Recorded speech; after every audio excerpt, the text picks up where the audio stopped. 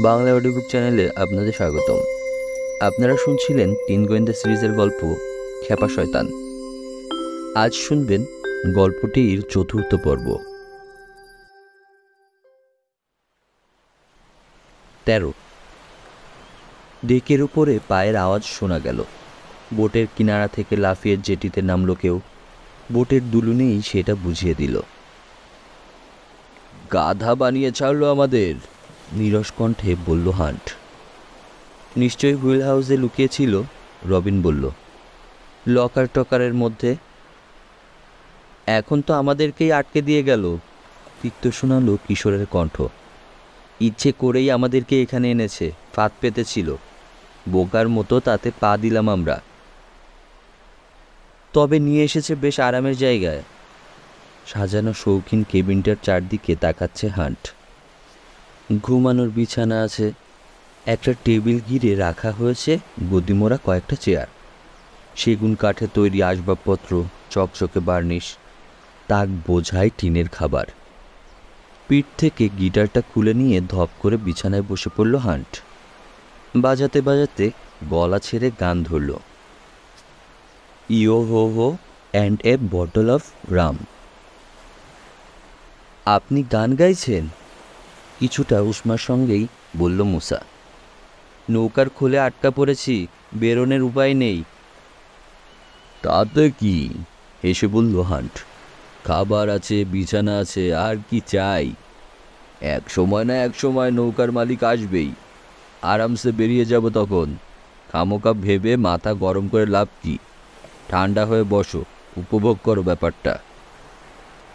বসতে পারছি না অন্য কারণে, বলল কিশোর। আমাদের এখানে আটকে রেখেছে মূর্তিটা নিয়ে পালানোর জন্য। তাড়াতাড়ি বেরোতে হবে এখান থেকে। ওকে বস, হাসি মুখে বলল হান্ট। তা এখন কি করতে হবে? রবিন, তুমি পোর্ট হলে গিয়ে চোখ রাখো, নির্দেশ দিল কিশোর। কাউকে দেখলেই চেঁচানো শুরু করবে। মুসা, তুমি হ্যাচের ঢাকনা খোলার চেষ্টা করো গে। হান্টের দিকে ফিরল। আপনি এই কেবিন খুঁজুন, অনেক কেবিনে সার্ভিস হ্যাচ থাকে। আমি দেখছি হুইল হাউস থেকে বেরোনো যায় কিনা। সবার আগে ফিরে এলো মুসা। হতাশ হয়ে জানালো ঢাকনা খোলা যাচ্ছে না। হান্টও বিফল হলো। কিশোর জানালো হুইল হাউসের দরজার সিটকিনি ভেতর থেকে খোলা অসম্ভব। কিশোর, চেঁচিয়ে ডাকলো রবিন। পোর্ট হলে চোখ। রিক্টারের সেক্রেটারি হেনরি মল। হুড়োহুড়ি করে এলো সবাই পোর্ট হোলের কাছে। সারি সারি নৌকার ওধারের পানির কিনার ঘেঁষে খানিকটা খোলা জায়গা, সেখানে দাঁড়িয়ে রয়েছে লোকটা। অনেক দূর, ভালো মতো দেখা যায় না, মুসা বলল। ওই কি? ওই, রবিন জোর দিয়ে বলল। চশমাটা দেখছো না? মার্কা মারা জিনিস। হ্যাঁ, মলি, রবিনের সঙ্গে একমত হলো কিশোর। ওই যে মার্সিডিজ গাড়িটাও আছে, কিন্তু এমন করছে কেন বেটা? চুরিদারি করে এসেছে নাকি? পার্কিং লট যথেষ্ট দূরে, স্পষ্ট দেখা যায় না। তবে পুরনো কম দামি গাড়িগুলোর মাঝে মার্সিডিজটা চিনতে অসুবিধা হলো না ওদের। রোদে চকচক করছে, কালো রং। ওই যে ডজের ওয়াগনটাও দেখতে পাচ্ছি, রবিন বলল। ডজকে দেখা যায়? মুসা জিজ্ঞেস করল।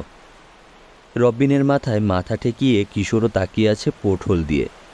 হঠাৎ বলল, চলে যাচ্ছে, সরে যাচ্ছে মল।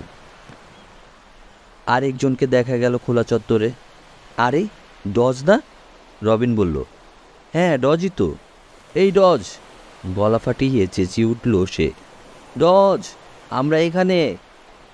মুসাও এসে মুখ রাখলো পোর্ট হোলে। একসাথে চেঁচাতে শুরু করলো তিনজনে। কিন্তু ডজ অনেক দূরে রয়েছে, ওদের চিৎকার ওর কানে যাবে না। এদিক ওদিক চাইছে, বোঝাই যাচ্ছে তিন গোয়েন্দাকে খুঁজছে। কিছুক্ষণ দাঁড়িয়ে থেকে অনিশ্চিত ভঙ্গিতে হাঁটতে শুরু করলো। এগিয়ে আসতে লাগলো এদিকেই, বারবার মুখ খুলছে। নিশ্চয়ই ওদেরকেই ডাকছে। আরও কাছে চলে এলো ডজ। ওর ডাক শোনা গেল। কিশোর, মুসা, কোথায় তোমরা? রবিন, এই যে এখানে, চেঁচিয়ে জবাব দিল মুসা। নৌকার মধ্যে। পোর্ট হোল দিয়ে হাত বের করে নাড়তে লাগলো। থমকে দাঁড়ালো ডজ। দেখতে পেয়েছে। ছুটতে শুরু করলো বোটের দিকে। খানিক পর ডেকে পায়ের শব্দ শোনা গেল। হুটখাট নানা রকম আওয়াজ। খুলে গেল হুইল হাউসের দরজা। ছেলেরা বেরোলো। সবশেষে হান্ট। কি হয়েছিল? উদ্বিগ্ন কণ্ঠে প্রশ্ন করল ডজ। জানানো হলো তাকে। চোরটা নিশ্চয়ই মূর্তি নিয়ে পালিয়েছে, মুসা বলল। মনে হয় না। ডজের কণ্ঠে অনিশ্চয়তা। দোকানের সামনে অনেকক্ষণ ধরে দাঁড়িয়েছিলাম, কাউকে ঢুকতেও দেখলাম না, বেরোতেও না। তাহলে হয়তো আছে এখনও। বলতে বলতেই বোট থেকে জেটিতে নেমে পড়ল কিশোর। প্রায় ছুটতে লাগলো দোকানের দিকে। তার পিছু নিল অন্যরাও। দোকানে একজন খরিদ্দারও নেই। নানা রকম ফালতু জিনিস পড়ে রয়েছে এখানে ওখানে। ভালো জিনিস দু চারটা আছে, ওগুলো যত্ন করে সাজিয়ে রাখা হয়েছে তাকে। বেডে ভীষণ মোটা এক লোক বসে আছে কাউন্টারের ওধারে। গায়ে ময়লা সোয়েটার, দাঁতের ফাঁকে পাইপ। রাস্তা থেকে কুড়িয়ে এনেই বোধ হয় ওটা তার কাছে বিক্রি করেছিল কেউ। চোখে সর্বক্ষণিক লোভ, মুখে তৈলাক্ত হাসি। ছেলেদের পেছনে হান্টকে দেখে হাসিটা চলে গেল মুখ থেকে। কর্কশ কণ্ঠে ধমক দিল, এই ফকিরের বাচ্চা, বেরো। শান্ত কণ্ঠে বলল কিশোর, ও আমাদের সঙ্গে এসেছে। তাতে কি? বিন্দুমাত্র নরম হলো না লোকটা। তোমাদেরকেও বেরোতে বলছি। জানি কিছু কিনতে আসনি। এটা ওটা ঘাটবে, দাম জিজ্ঞেস করবে, তারপর চলে যাবে। পয়সা আছে পকেটে?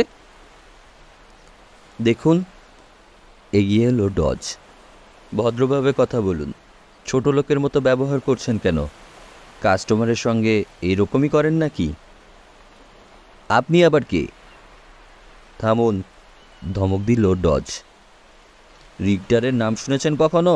Carman Richter? রিক্টার? দাঁড়িয়ে গেল হ্যাগার্ড। মানে তেল কর্তৃপতি? হ্যাঁ, আমি তার ছেলে, ডজম্যান রিক্টার। আমাকেও বেরিয়ে যেতে বলবেন?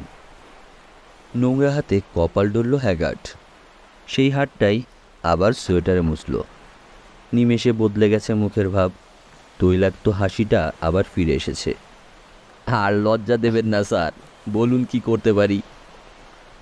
মূর্তিটা কিনতে চাই, সরাসরি বলে ফেলল মুসা। লোকটাকে সহ্য করতে পারছে না। মূর্তি? অবাক মনে হলো হ্যাগার্ডকে। তারপর জলজল করে উঠল চোখ। সিংওয়ালা শয়তানের মূর্তিটা তো দারুণ জিনিস। ন্যায্য দাম পাবেন, বলল কিশোর। কিন্তু দ্বিধা করছে হ্যাগার্ড। ওটা তো বিক্রি। জিনিসটা আমার হ্যাগার্ড, কঠিন কণ্ঠে বলল ডজ। আমি ওটা ফেরত চাই, বুঝেছেন? দাম বলুন। কুতকুতে চোখজোড়া বড় হলো লোকটার। ফেরত চান? এক কথা কতবার বলতে হবে মোটু? শান্ত হান্টু রেগে গেল। চুরি গিয়েছিল, চিফ চুরি করেনি, অন্য একজন। চুরি? হান্টের দিকে ফিরেও তাকালো না হ্যাগার্ড। ডজের দিকে তাকিয়ে রয়েছে। নিশ্চয়ই আপনার বাবার কালেকশন থেকে। তাহলে তো অনেক দামি জিনিস। যাকগে, আমি ওটার জন্য $100 দিয়েছি। কেন খামোখা মিছে কথা বলছেন? মুখের উপর বলে ফেলল রবিন। দিয়েছেন তো মোটে $20। নির্লজ্জের মতো হাসল লোকটা। ব্যবসা করি বাবা, বোঝই তো, লাভ করতেই হয়। দেব লাভ, বলল ডজ। আনুন ওটা। আসুন আমার সঙ্গে, বলে ঘুরল হ্যাগার্ড। পেছনের একটা ঘরে ঢুকল। এলোমেলো করে রাখা বাতিল জিনিসের স্তূপ। হঠাৎ স্থির হয়ে গেল সে। আরে, গেল কোথায়? পেছনের দরজার কাছের একটা টেবিল দেখালো সে। ওখানে রেখেছিলাম। চুরি গেছে? ইঁদুরমুখো লোকটার চেহারার বর্ণনা দিয়ে বলল কিশোর। ওকে দোকানে ঢুকতে দেখেছেন?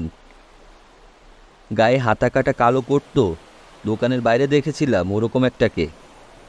পিছনের দরজার কাছে চলে এলো মুসা। বলল, কিশোর, তালা ভাঙা। তালাটা পরীক্ষা করে দেখল কিশোর। দরজায় ঠেলা দিল। জোরে ক্যাচ ক্যাচ করে খুলে গেল পাল্লা। দরজার বাইরে খানিকটা খোলা জায়গা। দরজার দিকে তাকালো আবার কিশোর, তারপরে চত্বরের দিকে।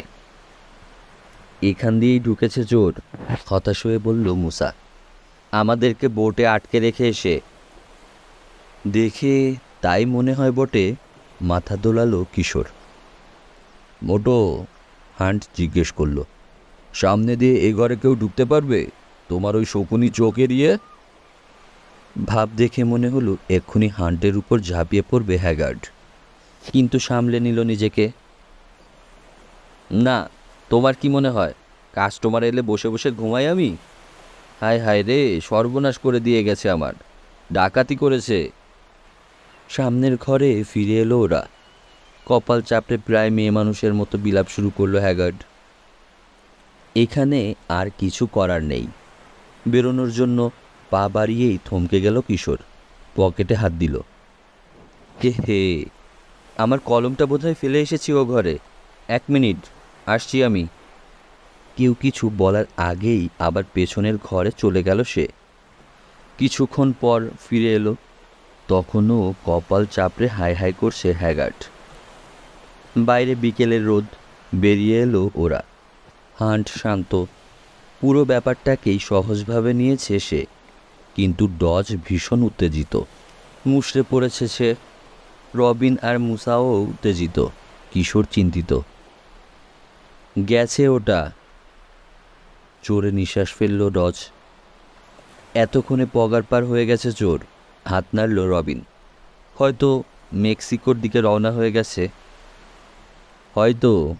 নিচের ঠোঁটে একবার টান দিয়ে ছেড়ে দিল কিশোর। তবে মূর্তিটা সঙ্গে নিয়ে যেতে পারেনি। একই সঙ্গে তার দিকে ঘুরে গেল 4 জোড়া চোখ। 14। হ্যাগার্ড মিথ্যে কথা বলেছে, বলল কিশোর। আমি শিওর, মূর্তিটা কোথায় সে জানে, চোর ওটা নিতে পারেনি। কি করে বুঝলে? জানতে চাইল ডজ। পেছনের দরজা, তালাটা ভাঙা বটে, তবে বহুদিন ওই দরজা কেউ খোলেনি। ধাক্কা দিয়ে যখন খুললাম কী রকম জোর লেগেছিল মনে আছে? ক্যাচকোচ করে উঠল, কবজায় মরছে, চৌকাঠে জমাট ময়লা। দরজাটা খোলা হয়ে থাকলে ময়লা আর মরচে ওরকম লেগে থাকতো না, কিছুটা ঝরে যেতই। আমার মনে হয় ওই তালা বহুদিন ধরেই ভাঙা, মেরামতের চেষ্টা করেনি হ্যাগার্ড, বদলায়নি। ঠিক বলেছ, তুড়ি বাজালো মুসা। আমিও দেখেছি, তালায়ও অনেক মরচে। হ্যাগার্ড খুব ভালো করেই জানে মূর্তিটা চুরি হয়নি, বলে চলল কিশোর। শুধু অভিনয় করেছে, চোরের উপর দোষ চাপিয়েছে। তবে তার বিলাপটা সত্যি। বুঝলাম না, অবাক হলো ডজ। লোকটার কথাবার্তা আর ব্যবহারে প্রথম থেকেই সন্দেহ হচ্ছিল আমার, বুঝিয়ে বলল কিশোর। কলম ফেলে আসার ছুতো করে আবার গিয়ে ঢুকলাম তার পেছনের ঘরে। পকেট থেকে একটা কাগজ বের করলো সে। অ্যাকাউন্ট বুক থেকে ছিঁড়ে এনেছি। তখন ঘরে ঢুকেই তাড়াতাড়ি বইটা বন্ধ করতে দেখেছি তাকে। ফিরে গিয়ে ওটারই পাতা উল্টালাম। এই যে লেখা রয়েছে, শয়তানের মূর্তি $100। বেচে দিয়েছে? জ্বলে উঠল রবিনের চোখ। মিথ্যুক কোথাকার! কার কাছে বেচল? চেঁচিয়ে বলল ডজ। ধরে আচ্ছা মতো ধোলাই দিলে বলবে এমনিতেও। কিশোর শান্ত। ও এখন বুঝে গেছে মূর্তিটার দাম $100 অনেক বেশি, কাজেই ওটা আবার ফিরিয়ে আনতে যাবে। আমাদের এখন চোখ রাখতে হবে ওর উপর শুধু, আর কিছু না। আমারও তাই মনে হয়, মাথা দোলালো হান্ট। বেশিক্ষণ অপেক্ষা করতে হলো না। দোকান থেকে বেরিয়ে দরজা বন্ধ করে তালা লাগালো হ্যাগার্ড। পুরনো একটা ফোর্ড গাড়িতে চেপে রওনা হলো। ওর পিছু নিল গোয়েন্দারা। মাইলখানেক এগিয়ে একটা চীনা ধোপার দোকানের সামনে গাড়ি রাখলো হ্যাগার্ড। ধীরে ধীরে ওটার পাশ কাটালো ডজের বুইক। বলল, জানালা দেখেছ? অনেক মূর্তি সাজানো। সস্তা মাল, বলল হান্ট। নকল, আসল একটাও নেই। ব্লকে শেষ মাথায় গাড়ি রাখল ডজ।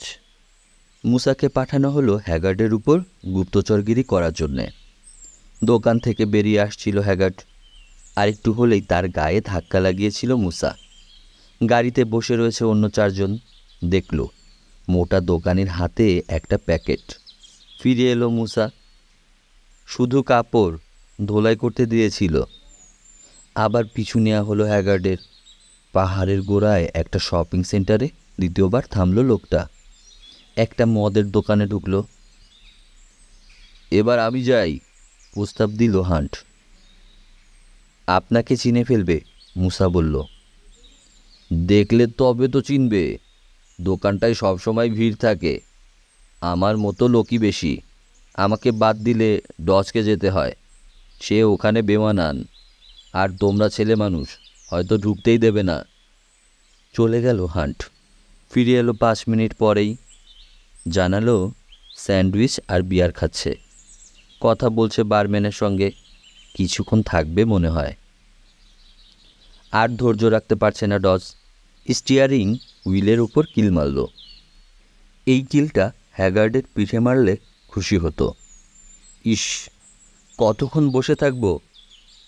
হান্ট বলল, আমি আর থাকতে পারছি না, এক জায়গায় যেতে হবে, কথা দিয়ে এসেছি। শুনে নিরাশ হলো 3 গোয়েন্দা। কিন্তু কি আর করা, এতক্ষণ ওদের সঙ্গে রয়েছে, সাহায্য করেছে বলে তাকে ধন্যবাদ দিল ডজ। হেসে গুড লাক জানিয়ে পার্কিং লটের দিকে হাঁটতে শুরু করলো হান্ট। গাড়িতে বসে রইল 3 গোয়েন্দা আর ডজ। বসে থাকার ধৈর্য নেই ডজের, খালি উসখুস করছে। আর বেরোচ্ছে না বলে গালমন্দ করছে হ্যাগার্ডকে। অবশেষে বেরোলো হ্যাগার্ড। আবার চলল ফোর্ট। পাহাড়ি পথ ধরে এগিয়ে গিয়ে থামল ভিক্টোরিয়ান স্টাইলের একটা বাড়ির সামনে। একটা টিলার উপরে বাড়িটা। টিলার ঢালে ঘন গাছপালা। গাড়ি থামালো ডজ। গাড়িতে পাহারায় রইল মুসা। অন্য 3 জন নেমে ঝোপঝাড়ের ভেতর দিয়ে পা টিপে টিপে এগোলো বাড়িটার দিকে। শোবার ঘরের জানালায় উকি দিয়ে দেখল লম্বা এক লোকের সঙ্গে কথা বলছে হ্যাগার্ড। লোকটার চামড়া কেমন রক্তশূন্য ফ্যাকাশে, ছুরির মতো নাক, কালো চুল, পরনের পোশাকও সব কালো। আরে, এ তো দেখি আস্ত ভ্যাম্পায়ার, ফিসফিসিয়ে বলল রবিন। হ্যাঁ, মাথা ঝোঁকালো কিশোর। একেবারে কাউন্ট ড্রাকুলা। ফ্যাকাশে চেহারা লোকটার, কোটরে বসা কালো শীতল চোখ। হ্যাগার্ডের কথা শুনল, তারপর তাকে সঙ্গে যাওয়ার ইশারা করল। আর একটা ঘরে ঢুকে গেল ওরা। ঘুরে সেদিকের ঘরের বাইরে চলে এলো গোয়েন্দারা। কিন্তু জানালার পর্দা নামানো, ভেতরে কিছু দেখা গেল না। অন্যান্য জানালা দিয়ে চেষ্টা করে দেখল ওরা, কিন্তু ওসব ঘরে কেউ নেই। গাড়িতে ফিরে বসে থাকা ছাড়া আর কিছু করার নেই। কয়েক মিনিট পর বাড়ি থেকে বেরোলো হ্যাগার্ড। হাতে কিছু নেই। ফোর্ডের পিছু নিল আবার বুইক। গোয়েন্দারা নীরব। একসময় ডজ বলল, লোকটাকে কোথাও দেখেছি, ওই ভ্যাম্পায়ারটাকে।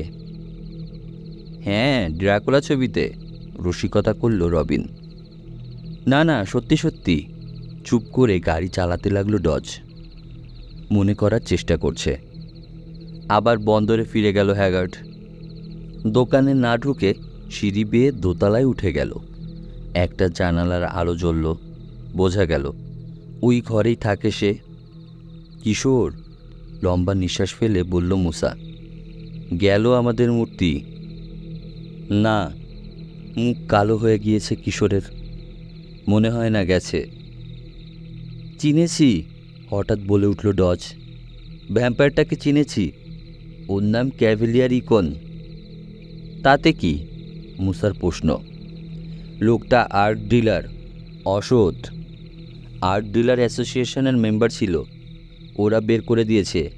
জালিয়াতির কারণে 2 বার পুলিশে ধরেছে। ওরিয়েন্টাল আর্টে যথেষ্ট জ্ঞান রাখে। বাবার সঙ্গে ব্যবসা করতে চেয়েছিল। একবার আমাদের বাড়িতেও এসেছিল, বাবা পাত্তা দেয়নি, বের করে দিয়েছে। চকচক করছে কিশোরের চোখ। খ্যাপা শয়তানকে চেনার উপযুক্ত লোক। ঠিক চিনেছে মূর্তিটা।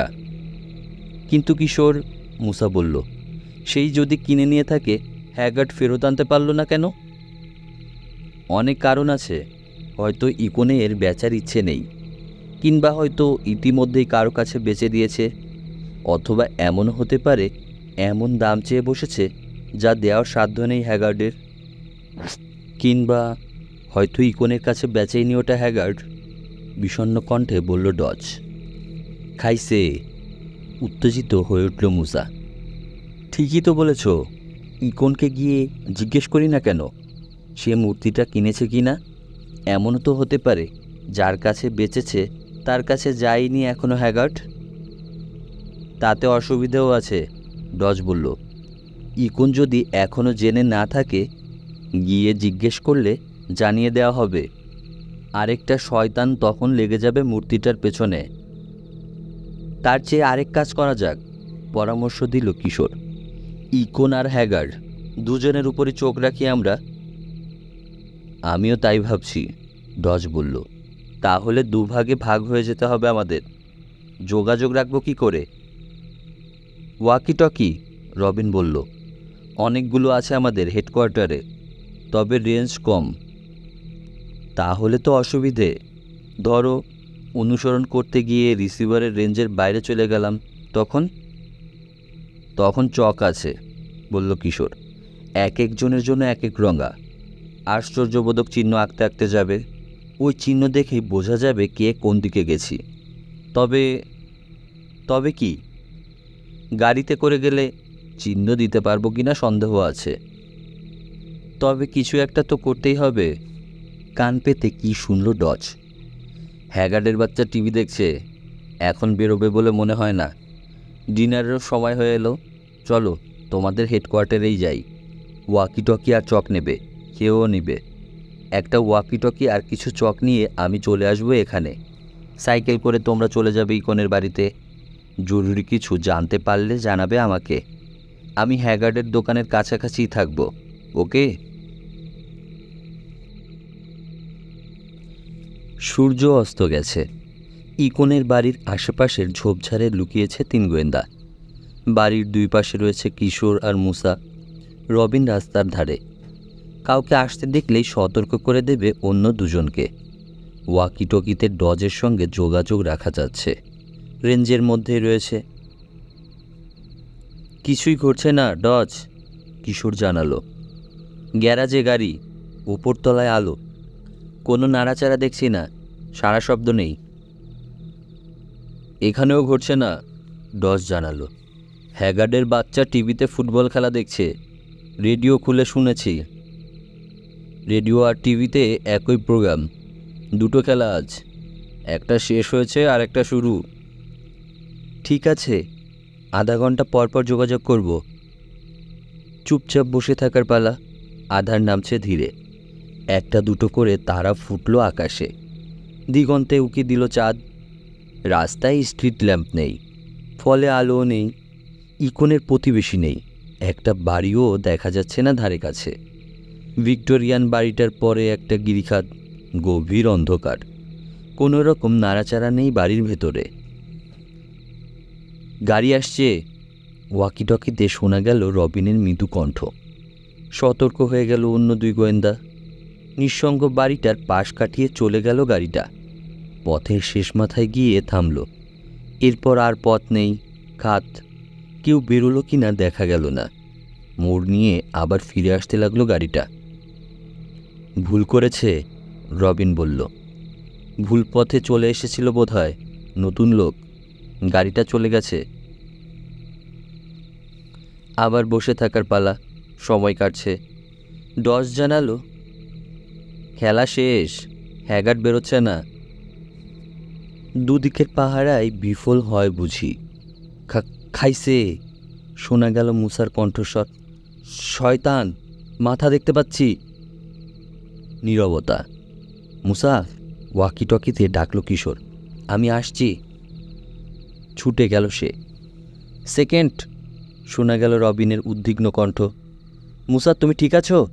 ডজ জিজ্ঞেস করল।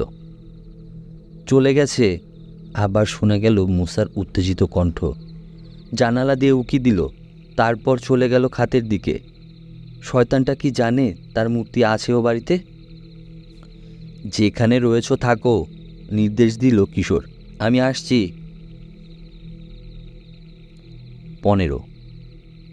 চলে গেছে, চলে গেছে, মাথা নাড়ছে মুসা। অভিভূত হয়ে পড়েছে যেন। ঝোপের আড়ালে আড়ালে তার কাছে চলে এসেছে কিশোর আর রবিন। চুপ, হুঁশিয়ার করল কিশোর। যে কোনো জায়গায় থাকতে পারে শয়তানটা।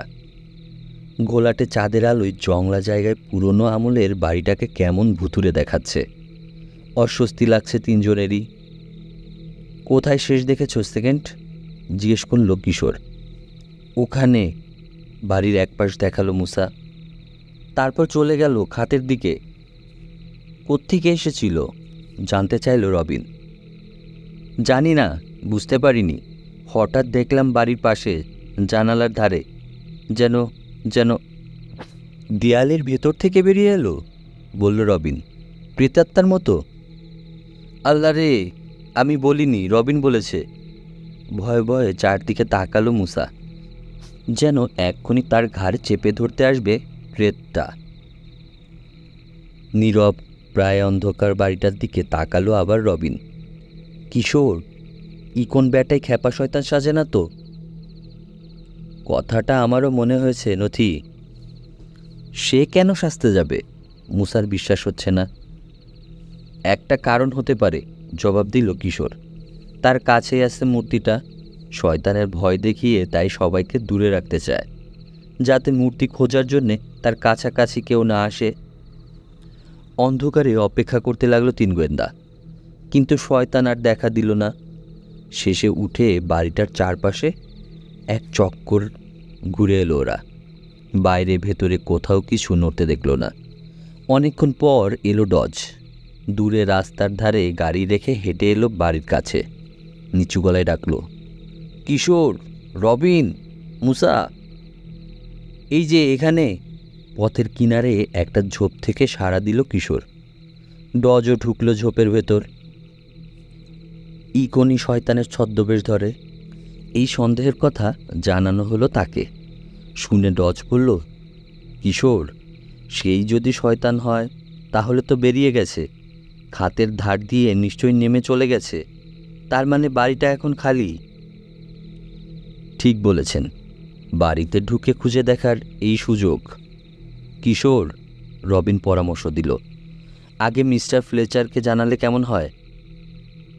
দেরি হয়ে যাবে, বলল ডজ। তাছাড়া আমরা শিওর না মূর্তিটা এই বাড়িতেই আছে কিনা। মুসা, তুমি এখানেই থাকো, কিশোর বলল। আমরা গিয়ে দেখি। খাইছে, আতকে উঠে বলল মুসা। একা? আবার যদি আসে শয়তানটা? গলা ফাটিয়ে চেঁচাবে, আমরা ছুটে আসব। আমার ভয় লাগে। আরে দূর, ভয়ের কি আছে? মনে করে দেখো, এ পর্যন্ত কয়েকবার দেখা দিয়েছে শয়তানটা। খালি ভয়ই দেখায়, কোনো ক্ষতি করে না। তাও বটে। আচ্ছা ঠিক আছে। অনিচ্ছা সত্ত্বেও রাজি হলো মুসা। তবে আবার যদি দেখা দেয়, এমন জোরে চিল্লাবো নিউ ইয়র্ক থেকে শোনা যাবে বলে দিলাম। অন্ধকার বাড়ির দিকে এগুলো তিনজনে। একটা খোলা জানালা খুঁজে বের করলো ডজ। চৌকাঠ ডিঙ্গিয়ে নিঃশব্দে ঢুকে গেল ভেতরে। কিশোর আর রবিনও ঢুকলো। ঘরটায় আলো নেই, তবে অন্য ঘর থেকে আলো এসে পড়েছে খোলা জানালা দিয়ে। আবছা অন্ধকারে ওরা দেখল ঘরটা একটা কালেকশন রুম। ডজের বাবার রুমটার মতোই অনেকটা। কাচের বাক্স, আলমারি, তাক, এলোমেলো করে ছড়িয়ে রাখা জিনিসপত্র। কিশোর, হঠাৎ ভীতকণ্ঠে ফিসফিসিয়ে বলল রবিন। ওই দেখো। কুৎসিত একটা মুখ, সিংহের মুখের মতো, দাঁত বের করে রেখেছে।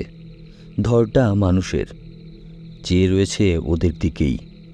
পালানোর জন্য ঘুরতে গেল দুই গোয়েন্দা। থামালো ওদেরকে ডজ।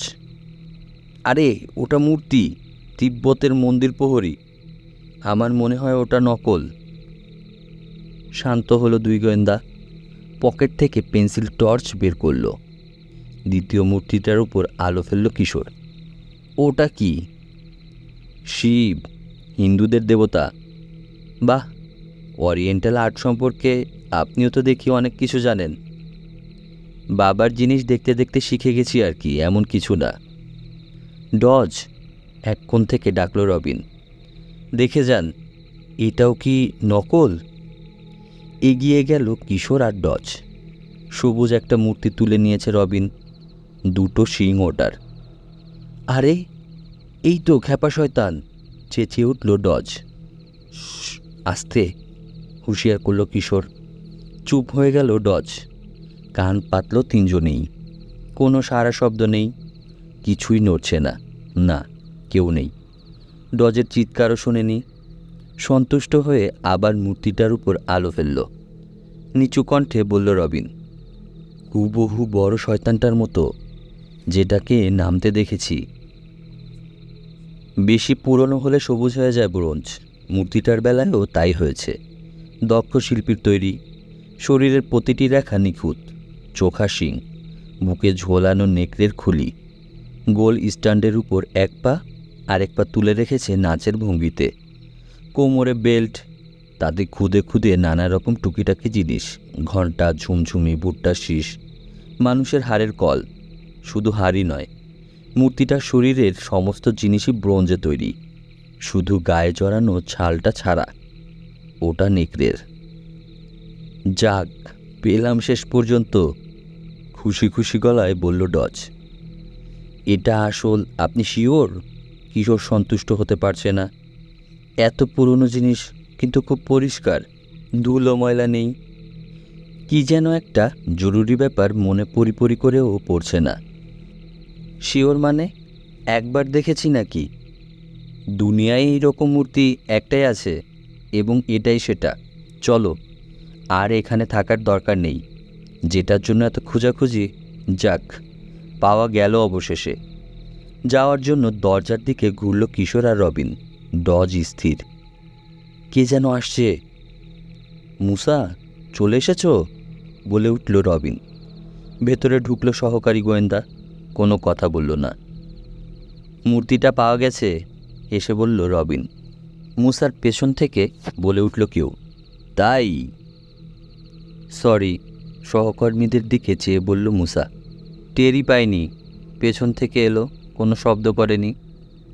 খুট করে সুইচ টেপার শব্দ হলো। আলো জ্বেলে উঠল ঘরে। সুইচ বোর্ডটা দরজার কাছে। মুসার পেছনে ইকনকে দেখা গেল, হাতে পিস্তল। দাও, মূর্তিটা দাও আমার হাতে। বরফ শীতল কণ্ঠ। কিছুই করার নেই, দিয়ে দিল রবিন। হাতে নিয়ে একটা বাক্সের উপর ওটা নামিয়ে রাখল ইকন। পকেট থেকে একটা ওয়াকি টকি বের করে দেখালো মুসারটা। বলল, এটা আমি বাজেয়াপ্ত করলাম, তোমাদের কাছে আরও আছে, বের করো। যন্ত্রগুলো বের করে মেঝেতে ফেলে দিল তিনজনে। হাতের টর্চ পকেটে ঢুকিয়ে ফেলল কিশোর আর রবিন। দেখল না ইকন, কিংবা দেখলেও গুরুত্ব দিল না। আগে বাড়ো, আদেশ দিল সে। ওদেরকে রান্নাঘরে নিয়ে এলো ইকন। সামনে একটা ভারী দরজা। খোলো ওটা। মুসা খুলল।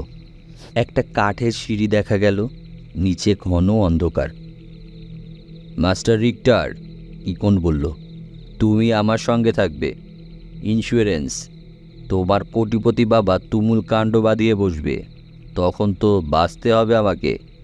হাসল সে। এই, তোমরা নামো। সিঁড়ি বেয়ে নামতে শুরু করলো তিন গোয়েন্দা। অসহায় চোখে তাকিয়ে রইল ডজ। সিঁড়ির মাঝামাঝি এসেছে তিন কিশোর। এই সময় দরম করে বন্ধ হয়ে গেল উপরের ভারী দরজা। 16। মূর্তিও গেল। অন্ধকারে সিঁড়িতে দাঁড়িয়ে বলল রবিন। ডজও আটকা পড়ল। দোষটা আমার, বিড়বিড় করল মুসা। টের পাওয়া উচিত ছিল, কিন্তু এত চুপে চুপে পেছন থেকে এলো, শুনলামই না কিছু। নিশ্চয়ই আমাদের উপর চোখ রেখেছিল, সব দেখেছিল। আর ওকে ঠেকানো গেল না, আক্ষেপ করে বলল রবিন। এত সহজে হাল ছাড়ছি না, দৃঢ় কণ্ঠে বলল কিশোর। এখন পয়লা কাজ এখান থেকে বেরোনো। রবিন, তোমার টর্চটা জ্বালো তো, দেখি লাইটের সুইচ আছে কিনা। ওপরে সরু সিঁড়ির পাশে আলো ফেলে দেখল রবিন, সুইচ নেই। নিচে থাকতে পারে, মুসা বলল। মেঝেতে নেমে এলো ওরা। কাঁচা মেঝে, সিমেন্টে বাঁধানো নয়, একেবারেই প্রাগৈতিহাসিক। বিড়বিড় করল কিশোর। খোঁজো, সুইচ খোঁজো। সে নিচেও খুঁজতে শুরু করলো। সুইচ পাওয়া গেল না। সিলিং কিংবা দেয়ালের কোথাও কোনো বাল্বও দেখা গেল না। সমস্ত কিছুতেই ধুলোর পুরো আস্তরণ। ধপ করে ধুলোয় ঢাকা একটা বাক্সের উপর বসে পড়ল মুসা। গেছি আমরা, আটকেছি ভালো মতোই। আমরা যে এখানে আছি, রবিন বলল, এ কথা জানে না কেউ। আমাদেরকে ছেড়ে দেবেই কোন? দুই সহকারীর মতো এতটা নিরাশ হতে পারল না গোয়েন্দা প্রধান। তবে আগে মূর্তির একটা ব্যবস্থা করবে, তারপর কখন ছাড়বে কে জানে। তার জন্য বসে থাকলে চলবে না, আমাদের এক্ষুনি বেরোতে হবে। ব্যাটাকে জিততে দেব না। টর্চ জেলে ঘুরিয়ে ঘুরিয়ে আলো ফেলে দেখল মুসা। কি করে বেরোবে? কোন দিক দিয়ে? নোংরা মাটির মেঝে, সিলিংয়ে ভারী বিম, পাথরের দেয়াল, কোনো আসবাব নেই, কোনো যন্ত্রপাতি নেই। সিঁড়ির উপর দরজাটা ছাড়া এক পাশের দেয়ালে ছোট আরেকটা দরজা আছে, আর আছে সিলিংয়ের প্রায় কাছাকাছি ছোট ছোট দুটো জানালা। কাপড় ভেজানোর ড্রাম আছে একটা, ডাস্টবিন আছে কয়েকটা, আর ঘরের ঠিক মাঝখানে ছোট একটা পুরনো আমলের চুলা, মরচে পড়া। উপায় একটা নিশ্চয় আছে। সেকেন্ড, বলল কিশোর। আগেও এরকম বহুবার আটকা পড়েছি আমরা, বেরিয়েও এসেছি। ওই যে ছোট দরজাটা, ওটা হয়তো বাইরে বেরোনোর জন্যই। দরজার উপর আলো ধরে রাখল মুসা আর রবিন। কিশোর পরীক্ষা করে দেখল, শক্ত তক্তা আড়াআড়ি লাগিয়ে পেরেকটুকে বন্ধ করে দেওয়া হয়েছে দরজার পাল্লা। মাথা নাড়ল মুসা। হাতুড়ি আর ছেনি দিয়েও খুলতে কষ্ট হবে, খালি হাতে তো প্রশ্নই ওঠে না।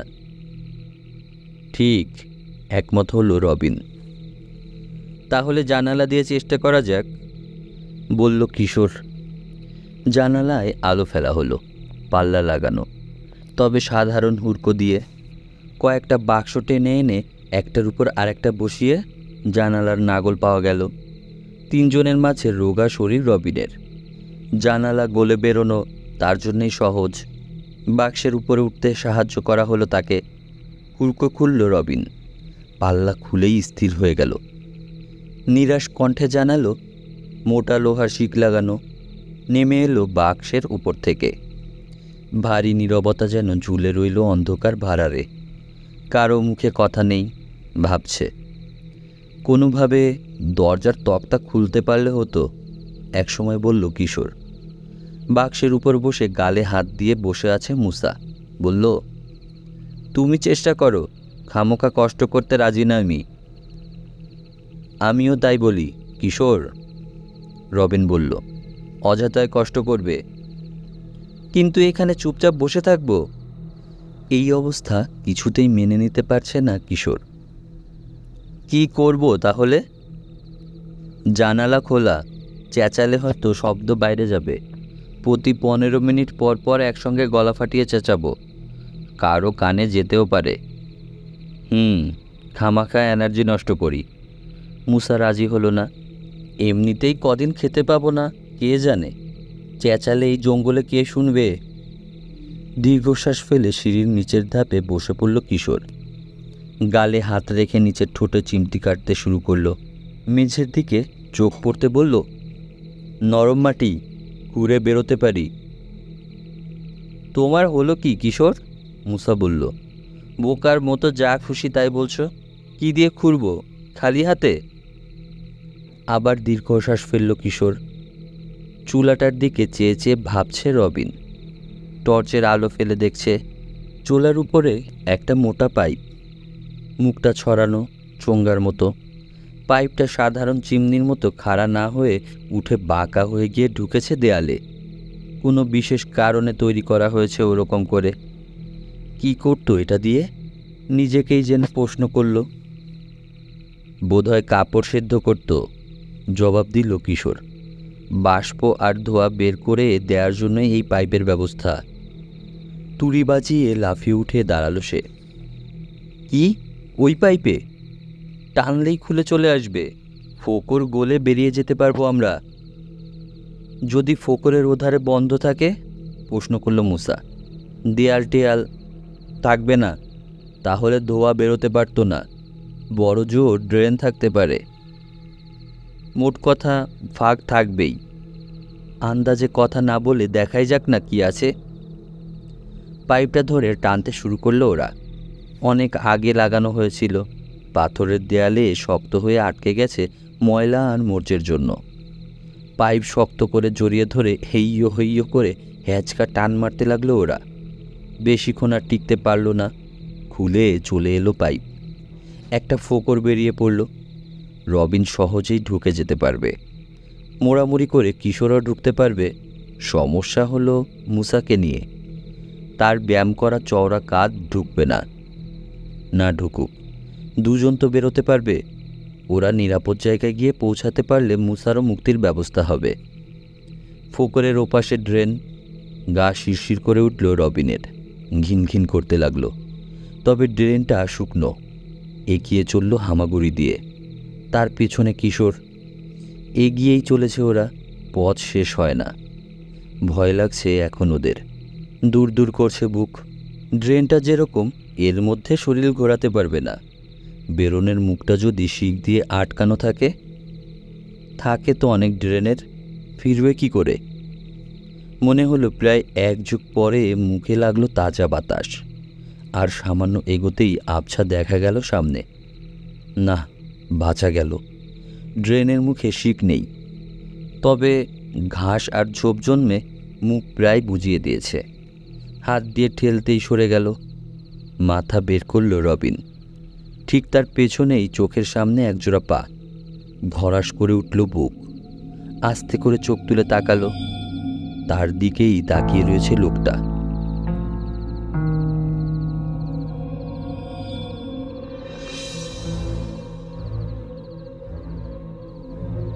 প্রিয় শ্রোতা, আপনারা এতক্ষণ শুনছিলেন 3 গোয়েন্দা সিরিজের গল্প খ্যাপা শয়তান।